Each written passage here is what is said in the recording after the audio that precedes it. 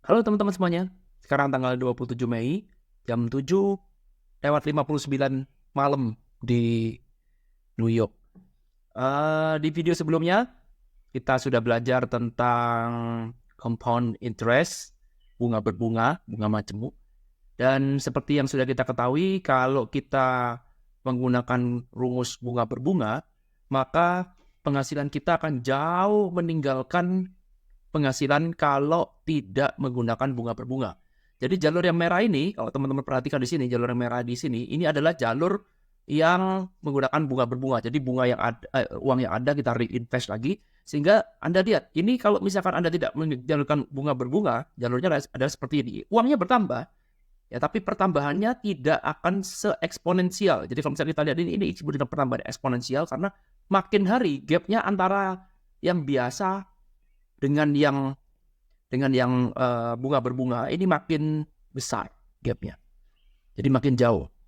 Ya, inilah rumus atau inilah keajaiban dari konsep bunga berbunga. Ya, kemarin kita sudah belajar itu.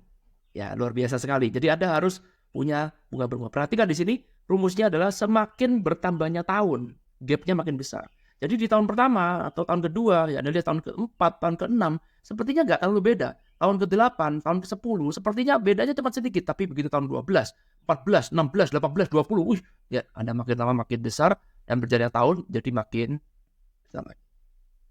Ya, inilah alasan juga kenapa orang itu sulit sekali untuk bisa jadi sukses dan kaya raya. Ya, karena untuk menjadi kaya raya itu kita perlu namanya compound interest ini. Dan compound interest ini, compound interest ini yang seperti teman-teman lihat ini, ada satu kelemahannya atau ada satu titik yang paling bagian nggak enaknya adalah di tahun-tahun awal, Anda lihat perbedaannya tidak terlalu besar antara Anda melakukan compound interest atau tidak. Nah, ini yang kita sebut kemampuan kita untuk bisa menunda kesenangan itu sulit, teman-teman. Ya. Karena kamu menunda kesenangan dengan kamu tidak menunda kesenangan, mungkin 10 tahun pertama, Anda lihat di sini ya, perbedaannya tidak terlalu jauh. Mungkin teman-temanmu akan menertawakan, buat apa kita harus hidup menunda kesenangan? Lebih baik YOLO aja, FOMO aja ya. YOLO aja, punya uang belanjain, kita menikmatin hidup. Buat apa? Atau ya tidak ada bedanya. Kamu dengan saya YOLO, you only live once ya. YOLO itu artinya, YOLO itu you only live once, singkatan you only live once. Kamu hidup cuma satu kali. Buat apa kamu mikirin masa depan gitu kan? Nah, sepintas kalau Anda lihat 10 tahun itu dia benar karena perbedaannya tidak terlalu jauh. Bahkan mungkin kalau kita bilang 12 tahun pun juga mungkin dia benar. Bayangkan 12 tahun itu waktu yang lama loh. Jadi diperlukan waktu yang cukup lama untuk menunda kesenangan agar kamu bisa merasakan ini. Agar itu bisa menjadi habit, itu perlu waktu yang sangat-sangat lama. Ya.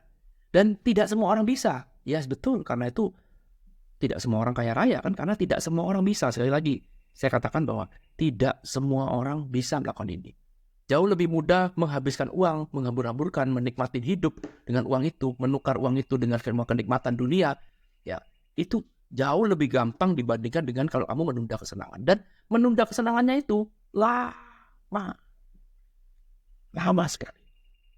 Ya, ini proses. Nah, yang harus teman-teman lihat di sini adalah konsep bunga berbunga ini bisa menguntungkan kamu, bisa juga ini merugikan kamu. Wow, kok bisa ya? Jadi Anda lihat grafiknya, yang penting Anda lihat ini polanya ya. Polanya sama adalah semakin jauh, gapnya makin besar, makin tidak terkejar ini bawah ini.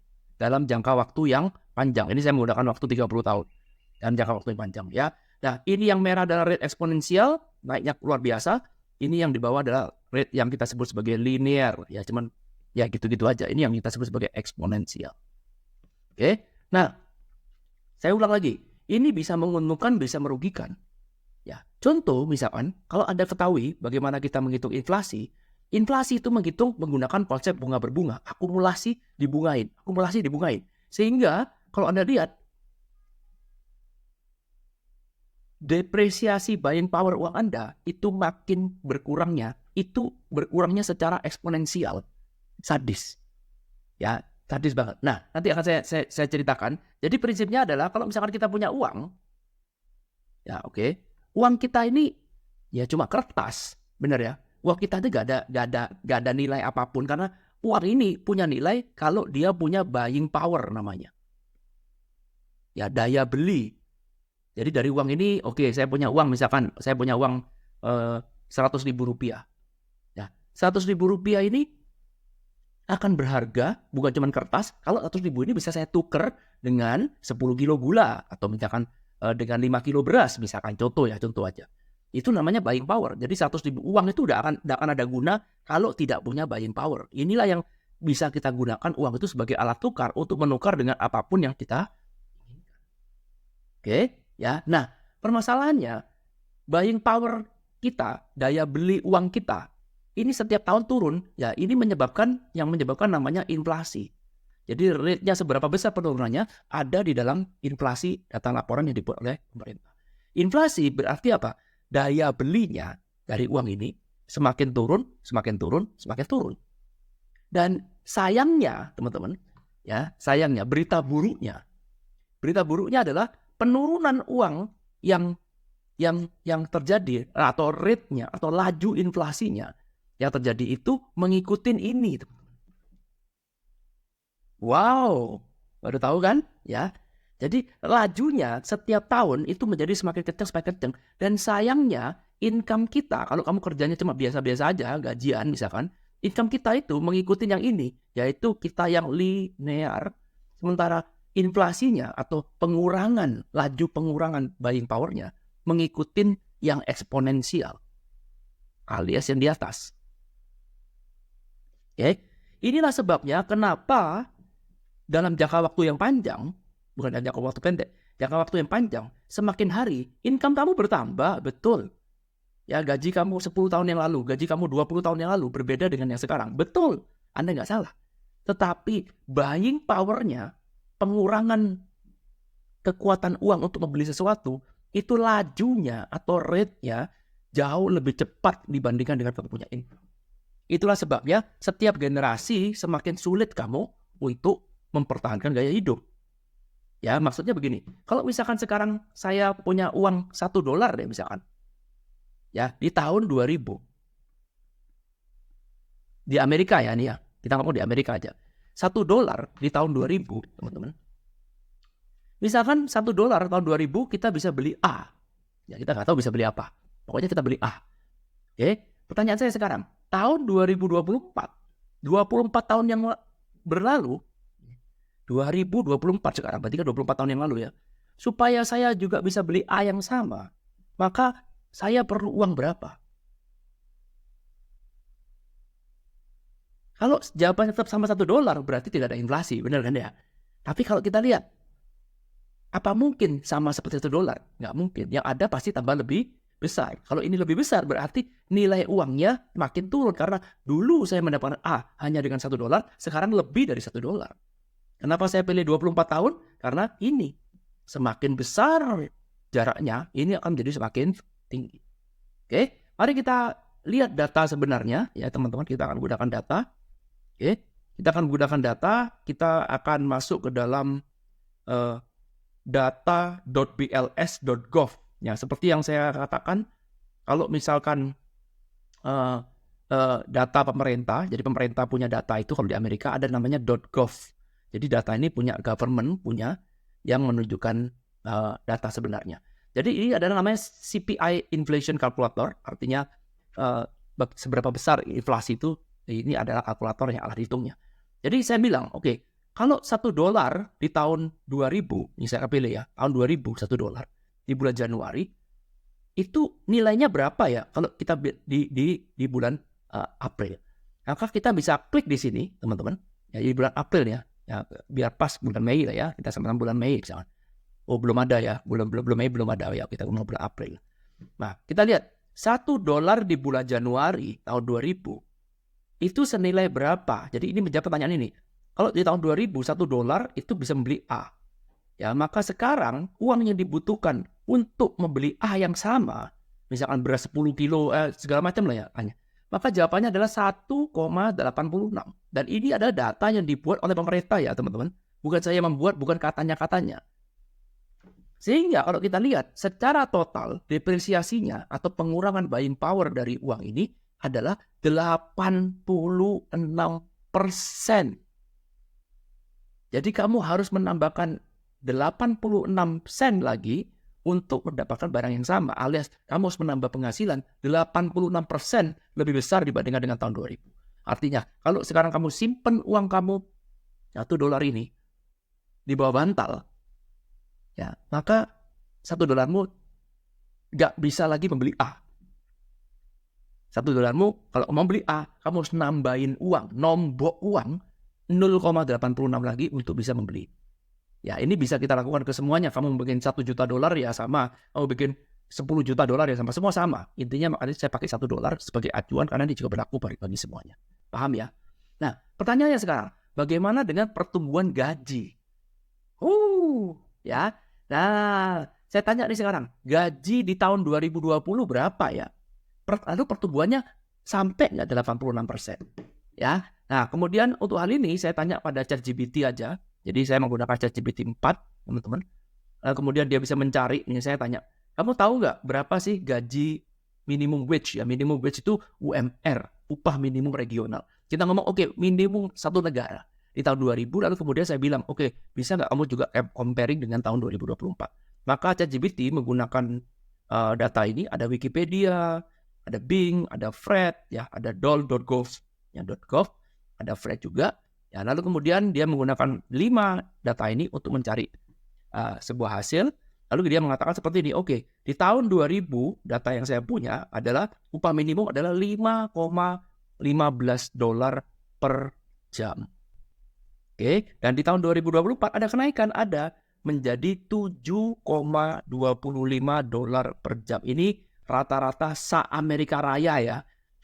Ada di Indonesia Raya, kalau di Amerika Raya. Jadi di New York sekarang $20. Oh iya, tapi kan bukan kan satu New York.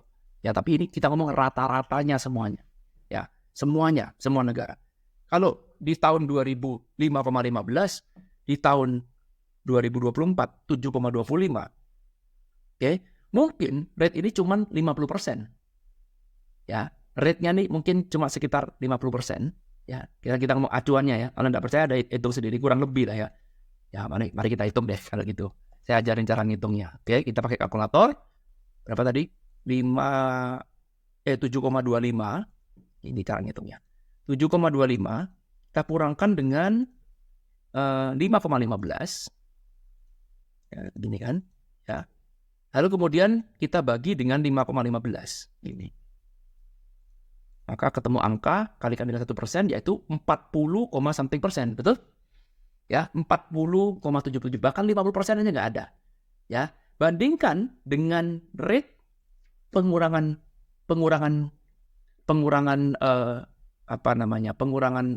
money purchase, buying power-nya itu ada 86%. Jadi bayangkan, gaji Anda ya, secara rata-rata ya, gaji Anda bertambah 40,77% selama 24 tahun.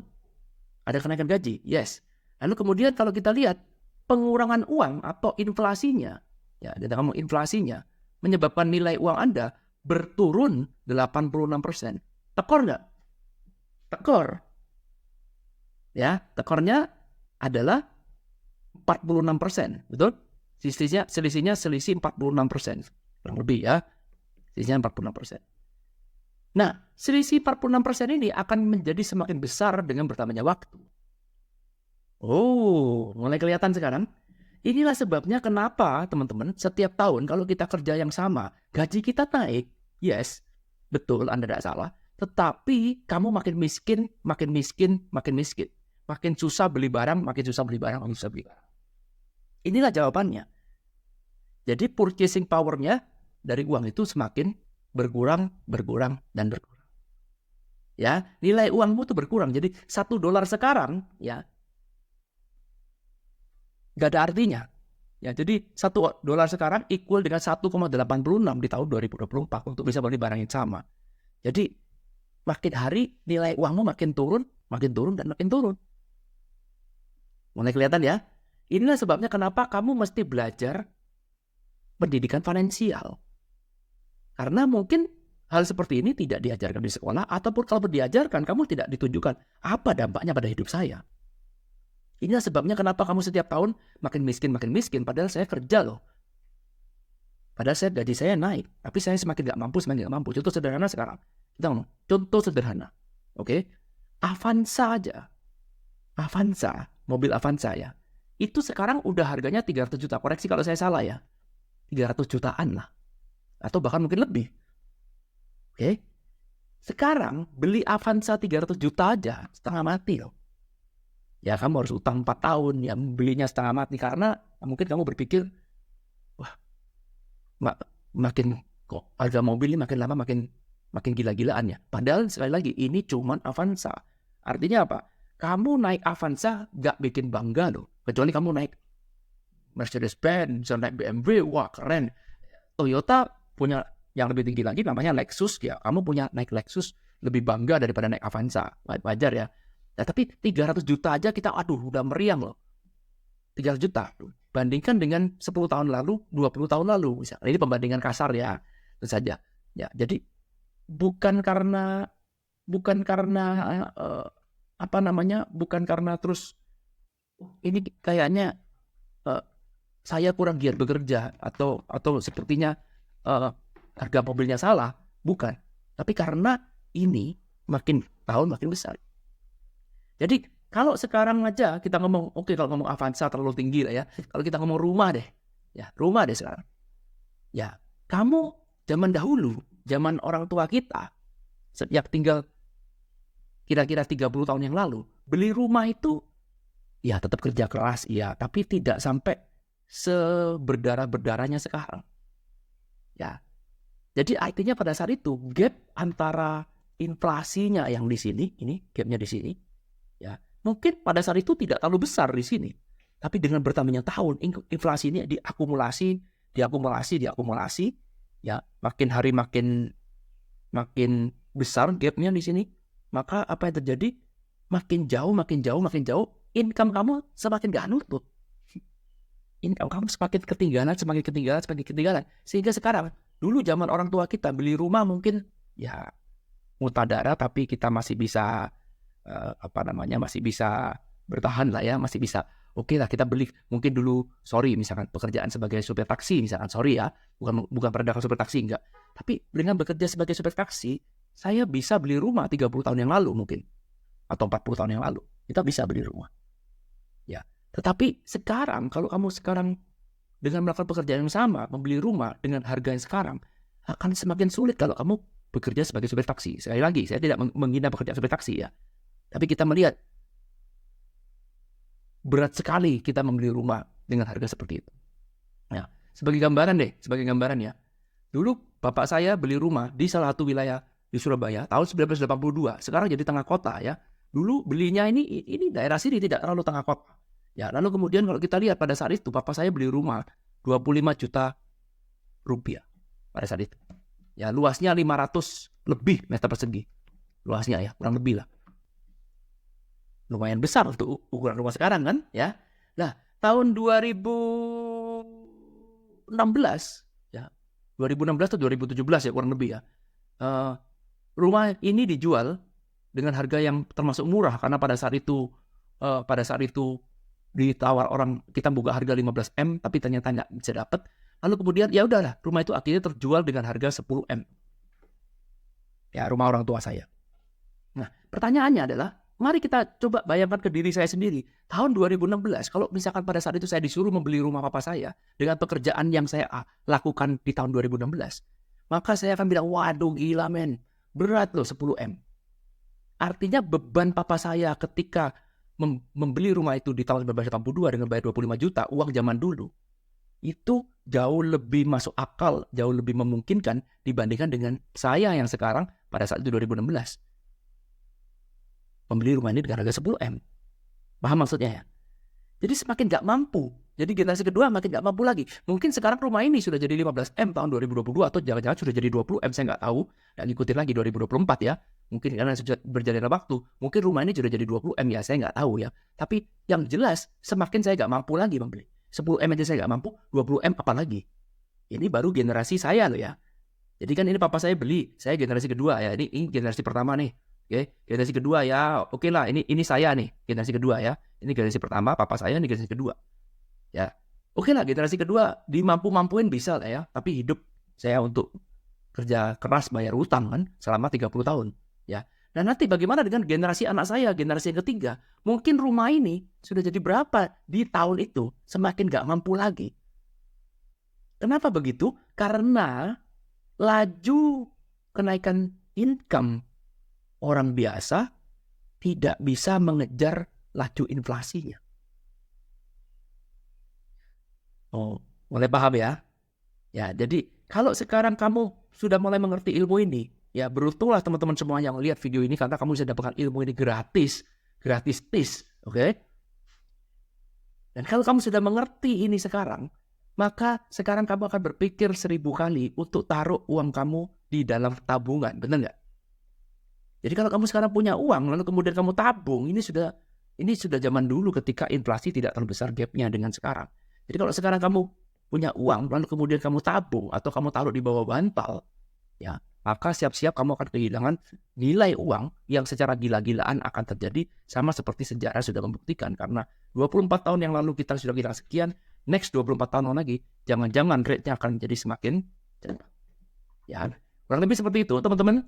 Ya, silakan teman-teman boleh belajar ini, bisa berkomentar. Nanti kita akan lanjutkan. Kalau ini video ini menarik, akan saya lanjutkan. Kalau nggak menarik ya kita ganti topik. Itu aja ya. Thank you udah nonton video ini. Ketemu lagi di Vanesia Firda.